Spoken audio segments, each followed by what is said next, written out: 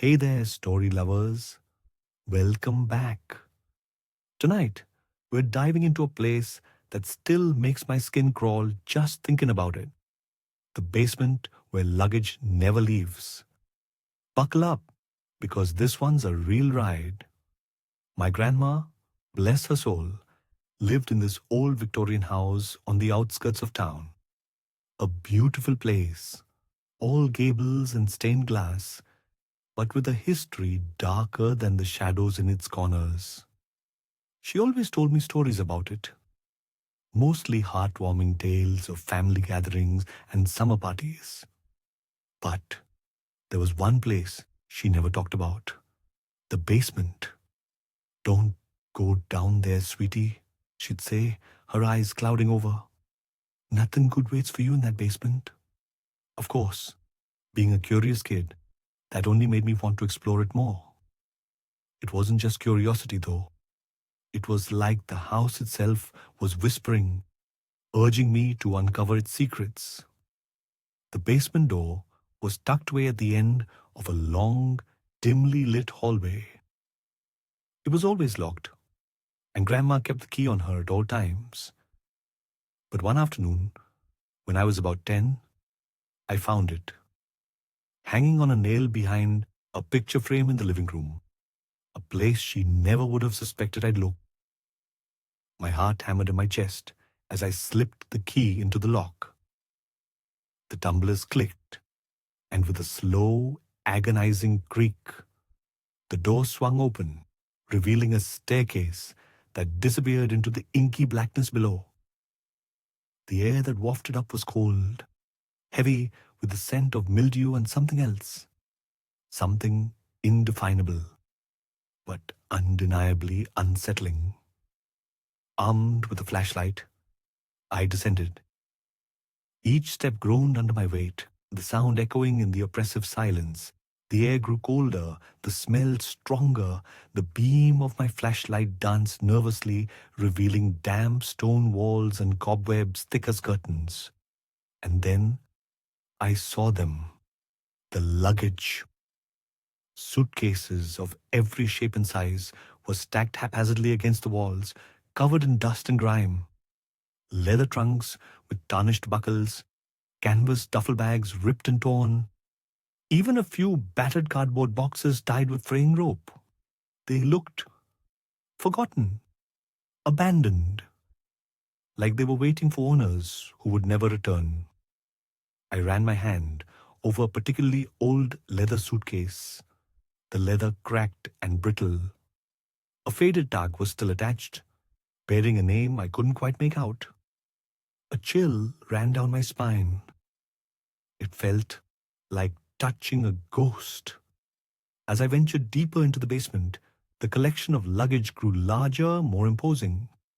It was like a silent, motionless crowd, each piece holding a story, a journey interrupted. The air grew heavier, the silence more profound. I could feel the weight of countless untold stories pressing down on me, suffocating me. And then I heard it, a whisper, faint, almost imperceptible, but definitely there. It seemed to be coming from the far end of the basement, from behind a towering stack of trunks. My breath hitched. I hesitated, my flashlight beam trembling. Should I go closer? Was I really hearing things? Curiosity, or perhaps something darker, compelled me forward. I squeezed past the trunks, my heart pounding in my ears, and there, in the corner, was a single small suitcase. It was unlike any of the others. It was new, almost pristine, made of a bright, cherry red material. A single silver handle gleamed in the darkness.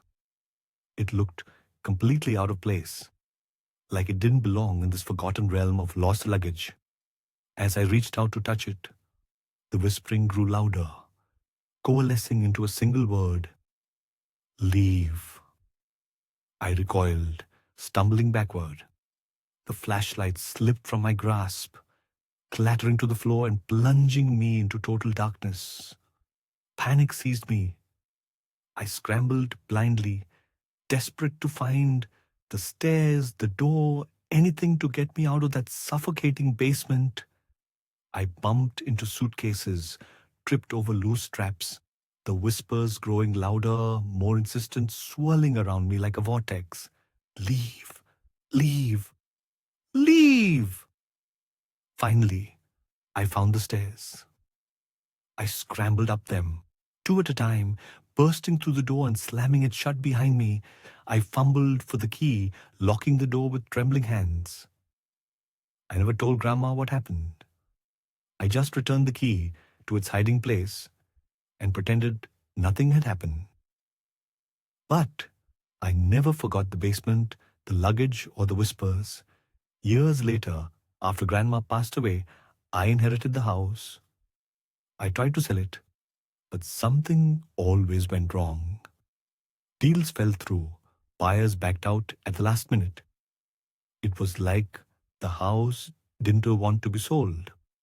Eventually, I decided to move in. I told myself I was being practical, saving money, but deep down, I knew I was being drawn back to the house, back to the secrets it held. Of course, the first thing I did was go down to the basement. It was exactly as I remembered it. The damp stone walls, the thick cobwebs, the overwhelming collection of forgotten luggage. And in the corner, the small, cherry-red suitcase. It looked even nearer than I remembered, almost impossibly bright against the backdrop of dust and decay. I just knew that I had to open it. I knelt down, my hands trembling, and reached for the silver handle. As my fingers brushed against the cold metal, a wave of dizziness washed over me. Images flashed through my mind, faces I didn't recognize, places I'd never been, lives I'd never lived. And then I opened the suitcase. I can't tell you what I found inside. Some things are better left unsaid, better left buried in the darkness. But I can tell you this: the house is still mine. And the basement? Well, the basement is still there, waiting. So, the next time you find yourself in an old house with a locked door leading to a dark basement, remember this story. Remember the luggage that never leaves. And ask yourself, are some doors better left unopened? Are some secrets better left buried? What do you think was in the suitcase? Let me know in the comments below. And if you like this story, give it a thumbs up and subscribe for more spooky tales. Don't forget to share this with your friends who love a good scare. And remember, sometimes the most terrifying stories are the ones we tell ourselves. Sweet dreams. Or maybe not.